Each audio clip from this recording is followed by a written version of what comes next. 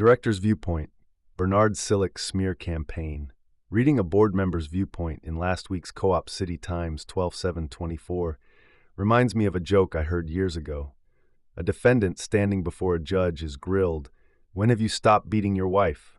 Poor guy is cornered. That's how I felt reading the questions posed by the writer. Under subheading, The River Bay Fund, the writer asked, "Will you support them, the fund, if they, the fund, make a demand that River Bay should pay them, the fund, $150,000 every year?" The question he posed, in my opinion, is disingenuous, provocative, slanderous, and malicious. For the record, on November 9th, 2016, River Bay Board of Directors adopted the following. Resolution number 1662, 11/9/2016. Now therefore, let it be resolved that management is authorized to disperse funds of the corporation in amounts not to exceed $150,000 per year to the River Bay Fund to support the fund's youth and community programs. That resolution is clear. The River Bay Corporation Board, not the fund, directed management to disperse $150,000 annually to support fund's youth and community programs.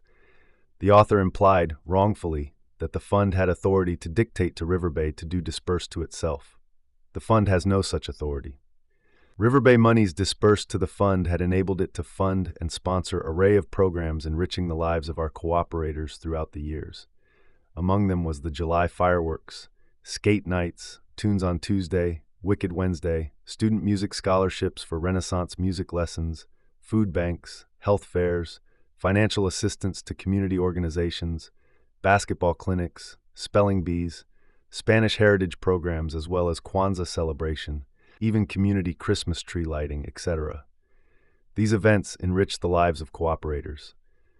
As a not-for-profit institution, unlike the River Bay Corporation, the fund is eligible to apply for grants from New York City Department of Youth and Community for reimbursement for the events it sponsored.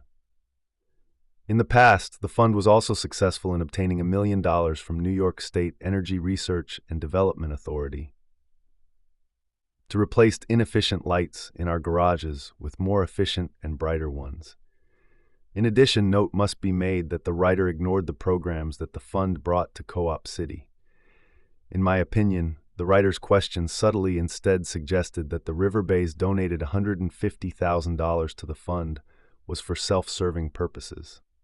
The author continued with another disparaging question based on totally fabricated assumption.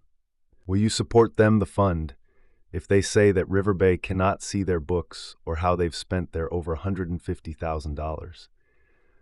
Again, to quote from that same River Bay resolution, "Let it further be resolved that the above disbursements are conditioned upon the treasurer of the River Bay Fund, within 30 days of the fund's receipt of the first above disbursement, preparing and delivering to each member of the River Bay Corporation Board of Directors and the River Bay Corporation Chief Financial Officer a monthly accounting of all aforementioned disbursements of funds, detailing the amount disbursed and the purpose of the disbursements." Note, the resolution does not call for the fund to provide River Bay upon request to see funds' financial books. There is no record that River Bay, whomever that may have been, had requested to see funds' financial books and that the fund denied such a request. It's like reading pages out of Alice in Wonderland. You have. However, the resolution does require the fund to deliver monthly accounting of all aforementioned disbursements of funds to River Bay Corporation board members. During my short tenure, May 2023 to February 2024, as the treasurer of the fund, I had submitted detailed monthly fund income and disbursement reports, accounting for every dime received from River Bay Corporation. I reported this at a public River Bay board meeting on September 25, 2024, and subsequently did so in my viewpoint. After that board meeting, I emailed a compilation of all those monthly reports to board members. However, no board member has made any comments regarding those reports, nor requested additional reporting or clarification. Why did the president and five other board members vote to adopt resolution number 24-35, 9/25/24, which failed, that called to immediately stop temporarily providing any funds to the River Bay Fund because, they claimed, the corporation is not satisfied with funds reporting? None of the supporters of that failed resolution offered a single shred of evidence to substantiate their claim. By rejected that motion, the board rejected an attempt to rescind Resolution number 1662. Nevertheless, the President appears to violate the will of the board. Without obtaining legal opinion, has unilaterally claimed that Resolution number 1662 was adopted when River Bay Fund had different bylaws. However, the Resolution number 1662 did not place any condition regarding the structure of the fund.